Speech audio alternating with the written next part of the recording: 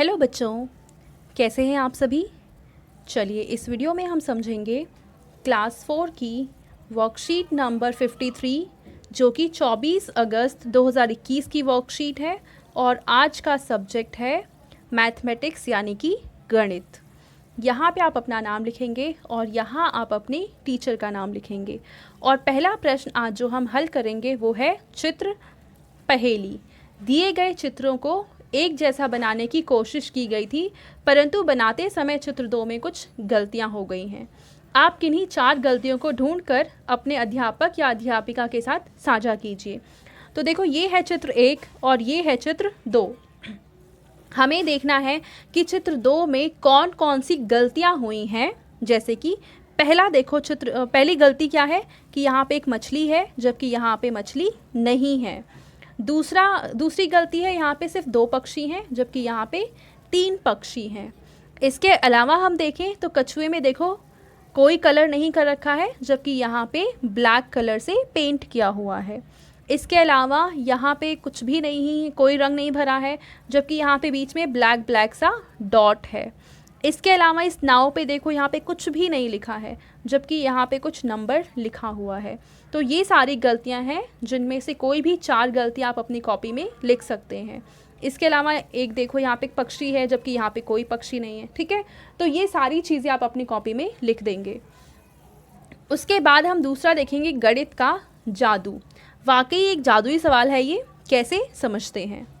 आज अंकिता ने समाचार पत्र पढ़ते हुए एक अनोखा तथा मज़ेदार तर्क सीखा है। उसने अपने भाई अमित के साथ उसे साझा करने की सोची। तो अमिता ने अपने भाई अमित के साथ एक जादुई चीज़ करी। वो क्या थी? उसने अमित से एक एक करके कुछ सवाल पूछे। अंकिता ने सबसे पहले अमित से पूछा कि अमित 1 से 9 तक के बीच की एक संख्या सोचो। तो अमित ने संख्या सोची 8। फिर अंकिता ने कहा कि मन ही मन अब उस संख्या को 9 से गुणा कर दो। तो अमित ने क्या किया, 8 को 9 से गुणा कर दिया और नंबर आ गया 72 यानी कि 72। अब अंकिता ने कहा कि जो संख्या प्राप्त हुई उसके सभी अंकों को जोड़ दो। यानी ये संख्या आ गई 72 और 72 को अगर हम जोड़ते हैं तो उत्तर आ जाएगा 9, यानी 7 + 2 आ जाएगा 9। अब अंकिता ने कहा जो भी उत्तर आया उसमें 4 को जमा कर दो। तो 4 से हमने जमा किया तो क्या आ गया, ये 9 + 4 आ गया 13। अब अंकिता ने कहा कि अब मैं तुमसे बिना पूछे तुम्हारा आखिरी उत्तर बताती हूँ। तभी अंकिता ने कहा कि तुम्हारा उत्तर है 13। अब देखो, अमित का उत्तर कितना आया था, 13, और अंकिता ने अमित से कोई बात भी नहीं करी, फिर भी उसने बता दिया कि तुम्हारा उत्तर है 13। तो यहाँ पे ज़रूर अमित हैरान रह गया होगा कि उसे कैसे पता चला, और आप भी हैरान रह गए होंगे कि अंकिता को कैसे पता चला कि उत्तर 13 ही आया है।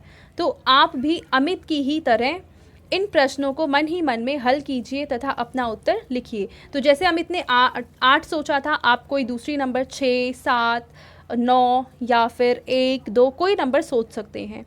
और फिर ये सारी चीज़ें करो और देखो क्या आपका भी उत्तर 13 आता है या नहीं आता है। आप पूरी अमित की तरह आप भी हैरान होंगे कि अंकिता ने आखिर उत्तर कैसे बता दिया। वास्तव में यहाँ एक गणितीय तर्क का प्रयोग किया गया है। यदि हम किसी भी संख्या को 9 से गुणा करें तो उत्तर के अंकों का योग हमेशा 9 ही आएगा। तो अंकिता ने यहाँ पे एक ट्रिक का यूज़ किया है। वो क्या है, देखो यहाँ पे मैं बताती हूँ आपको। अगर 1 को आप 9 से गुणा करो तो उत्तर कितना आएगा, 9। 2 को 9 से गुणा करो तो उत्तर आएगा 18, और 18 के अंकों का आप जोड़ करोगे यानी 1 जमा में 8 तो उत्तर क्या आएगा, 9। फिर 3 को 9 से गुणा करो तो आ जाएगा कितना, 27, और 27 के दोनों अंकों को जोड़ोगे तो फिर आ जाएगा 9। 4 से गुणा करके देखते हैं, 4 को 9 से गुणा करेंगे तो आ जाएगा 36, और 36 में 3 जमा 6 दोनों को जोड़ेंगे तो उत्तर आ जाएगा 9। यानी अगर हम किसी भी संख्या को 9 से गुणा करते हैं तो उनके अंकों का जोड़ हमेशा 9 आता है। देखो जैसे यहाँ पे भी 9 आया था। फिर अंकिता ने क्या कहा कि अंकिता को पता था कि यहाँ पे 9 ही आएगा। फिर अंकिता ने कहा कि आप इसमें 4 जोड़ दो। तो 9 + 4 कितना हो गया, 13। तो इसलिए अंकिता को पता था कि उत्तर हमेशा 13 ही आएगा, चाहे आप यहाँ पे कोई भी संख्या सोचो। ठीक है, तो इसी तर्क को आधार बनाकर कोई और पहेली बनाइए तथा अपने अध्यापक या अध्यापिका के साथ लिखकर साझा कीजिए। तो आपको यहाँ पे एक पहेली बनानी है और उसको अपने टीचर के साथ शेयर करना है।